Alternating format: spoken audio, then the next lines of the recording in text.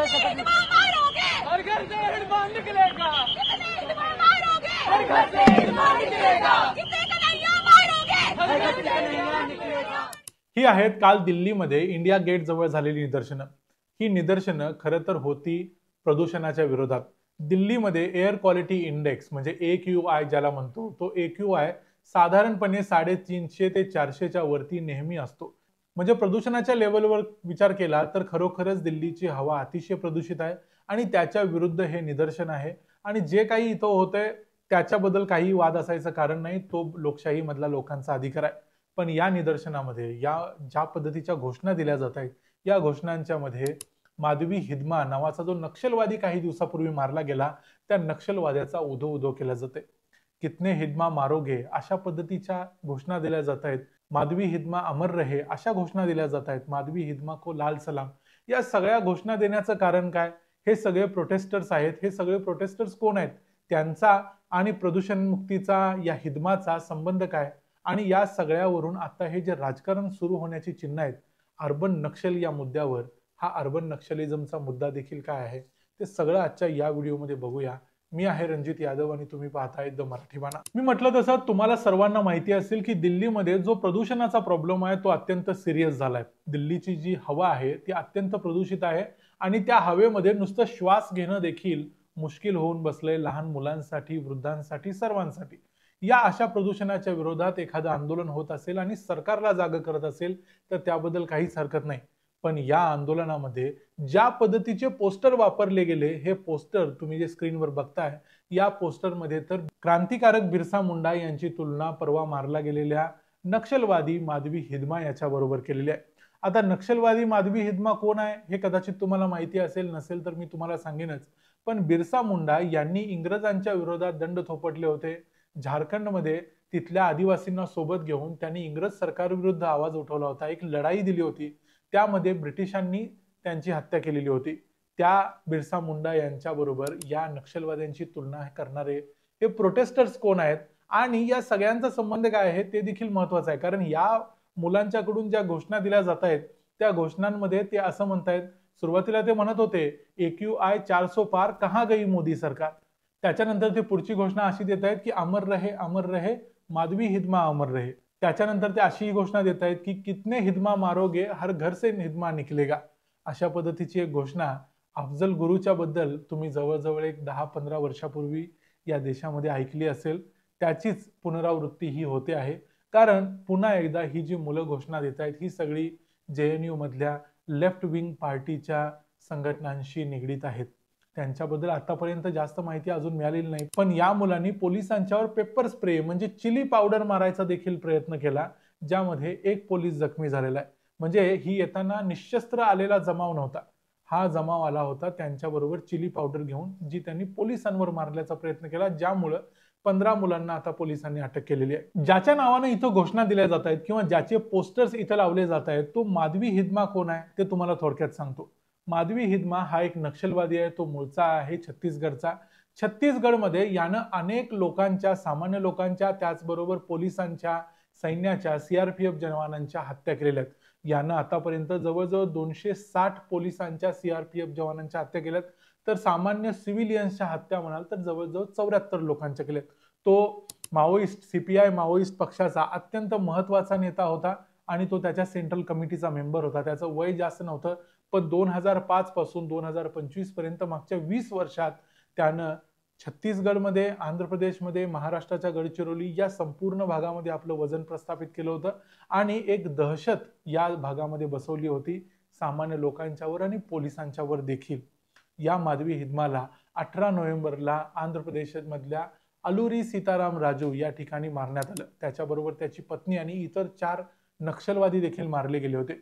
याच नक्षलवाद्यांना मारल्याचा राग आता या JNU मधून आलेल्या काही मुलांना वाटतोय आणि त्याच्या नावाने ते घोषणा देत आहेत। खरं तर हे देशविरोधी कारस्थान आहे, देशविरोधी घोषणा आहेत असं आपण याला म्हणू शकतो।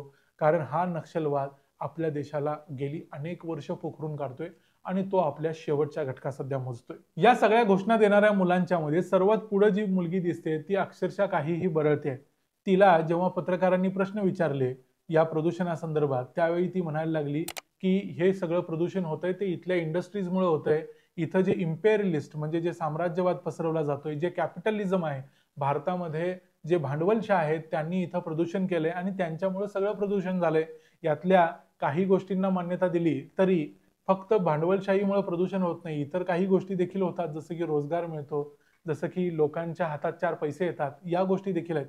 पण या गोष्टी हे लोक मान्य करत नाहीत. ते म्हणतात की सर्वात आदर्श व्यवस्था कुठं आहे, तर सर्वात आदर्श व्यवस्था ही छत्तीसगड मधल्या बिजापूर, बस्तर सारख्या जिल्ह्यांमध्ये आहे, जिथं माओवाद्यांचं सरकार आहे. सीपीआय माओइस्ट या पक्षांचं सरकार आहे, म्हणजे अधिकृत लोकशाही दृष्टीनं सरकार नाही, पण तिथं बंदुकीच्या जोरावर या नक्षलवाद्यांनी सरकार चालवलंय आणि त्यामध्ये त्यांनी आदर्श शासन व्यवस्था निर्माण केली आहे, शाश्वत विकास केलेला आहे, असं ही मुलगी ANI ला सांगत होती. तो इंटरव्ह्यू आम्ही येथे चालवू शकत नाही, पण तिचं म्हणणं असं होतं की आदर्श शासन व्यवस्था म्हणजे माओवाद्यांची, तशा पद्धतीची शासन व्यवस्था संपूर्ण देशभरात असायला हवी होती. खरं तर हे देखील आपल्या देशविरोधी वक्तव्य आहे, पण या वक्तव्याचा इथं काही निषेध नाही, पण त्यांनी ज्या प्रकारे पोलिसांवर हल्ला केला तो अत्यंत दुर्दैवी होता. या माधवी हिदमाबद्दल एक गोष्ट सांगायची राहून गेली. त्यानं छत्तीसगड मधल्या दरभा व्हॅलीमध्ये एक अटॅक केला होता, ज्यामध्ये 3 काँग्रेसचे महत्वाचे नेते त्या काळातले 2013 साली मारले गेले होते. याशिवाय इतर काही नेते आणि सामान्य लोक देखील मारले गेले होते. ही सगळी घटना घडवून आणणारा व्यक्ती होता माधवी हिदमा. आणि आता सध्या काय होतंय, तर भारतातला हा जो नक्षलवाद आहे तो आपल्या शेवटच्या घटका मोजतोय, तो आता मरणपंथाला लागलेला आहे.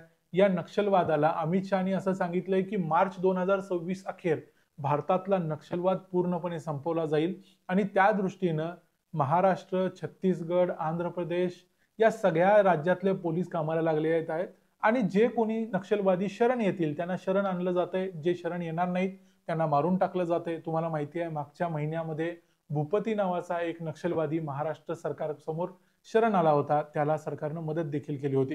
त्यामुळं या सामान्य लोकांचा जो पूर्वी या नक्षलवाद्यांना पाठिंबा होता तो आता हळूहळू कमी होतोय. हा नक्षलवाद मरत चाललाय, संपत चाललाय आणि त्यामुळेच हे जे अर्बन नक्सल्स आपण ज्यांना म्हणतो, हे अर्बन नक्सल्स आता उठून बसलेले आहेत. त्यांना हे कधीही सांगता येणार नाही की कशा प्रकारे ही आदर्श व्यवस्था आहे. नक्षलवाद ही आदर्श व्यवस्था असू शकते आणि ती कशी असू शकते याचं उत्तर हे नालायक लोक कधीही देऊ शकणार नाहीत. पण फक्त देशातलं कुठलंही सरकार असू दे, या अगोदर बीजेपी सरकारच्या अगोदर जेव्हा काँग्रेसचं सरकार होतं तेव्हाही नक्षलवाद होता. त्यामुळं असं नाही की बीजेपी विरुद्ध काँग्रेस विरुद्ध हा प्रकार आहे. हा प्रकार या देशामध्ये नेहमीच चालू आहे आणि या लोकांना या देशामध्ये जे लोकशाही आहे ही लोकशाहीला नख लावायचा आहे आणि त्यासाठी हे लोक रस्त्यावर उतरतात आणि त्यांच्याकडे प्रदूषणाचा वगैरे फक्त एक अजेंडा मिळतो.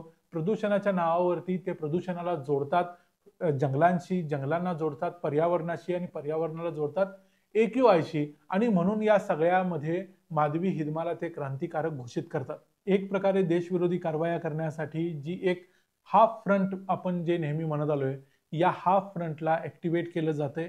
या नक्षलवाद्यांचा वापर करून भविष्यात या देशविरोधी कारवाया होऊ शकतात. फक्त नक्षलवाद्यांच्याकडे AK-47 सापडल्या होत्या माधवी हिदमा मारल्या गेल्यानंतर, त्यामुळे या AK-47 त्यांच्याकडे कशा आल्या या प्रश्नांची उत्तरं देखील अतिशय महत्वाची आहेत. ती उत्तरं आपल्याला अजूनपर्यंत मिळालेली नाही. पण या सगळ्यांच्या मागे फक्त नक्षलवाद हा वेगळा काढून बघता येणार नाही. याच्या मागे जम्मू काश्मीरमधील जो दहशतवाद भारतामध्ये पोचवला जातोय, पसरवला जातोय, त्या दोघांचाही काही संबंध असू शकतो. गेली अनेक वर्ष हा दहशतवाद आणि नक्षलवाद भारतात दोन्ही बाजूंना भारताला पोखरायचं काम करतात आणि दोन्हीही सध्या आपल्या पिछाडीवर आहेत, म्हणजे संपत चाललेले आहेत आणि म्हणूनच हे सगळं आंदोलन होते. आता सध्या या मुलांना अटक केलेली आहे, पण अशा प्रकारची आंदोलनं दिल्लीमध्ये येणाऱ्या काळात सुद्धा होत राहतील असं वाटतंय. कारण JNU मध्ये रिसेंटली ज्या निवडणुका झाल्या त्यामध्ये लेफ्ट ऑर्गनायझेशनचा विजय झाला. त्यामुळं पुन्हा एकदा ही आंदोलन दिल्लीत पाहायला मिळतील, जशी ती 2014-15 साली पाहायला मिळाली होती. त्यामुळं या सगळ्या गोष्टींच्या बद्दल तुमचं काय मत आहे ते इथं महत्वाचं आहे. कारण आपल्या देशामध्ये एक हाफ फ्रंट आहे, ते आपल्या देशाला कमकुवत करायचा नेहमी प्रयत्न करत आहे. या संपूर्ण मुद्द्यावर तुमचं मत आम्हाला कमेंट्समध्ये जरूर सांगा. व्हिडिओ आवडला असेल तर व्हिडिओला लाईक करा, चॅनलला सबस्क्राईब करा. पुन्हा भेटू पुढच्या व्हिडिओमध्ये. तोपर्यंत पाहत राहा द मराठी बाणा. जय हिंद, जय महाराष्ट्र.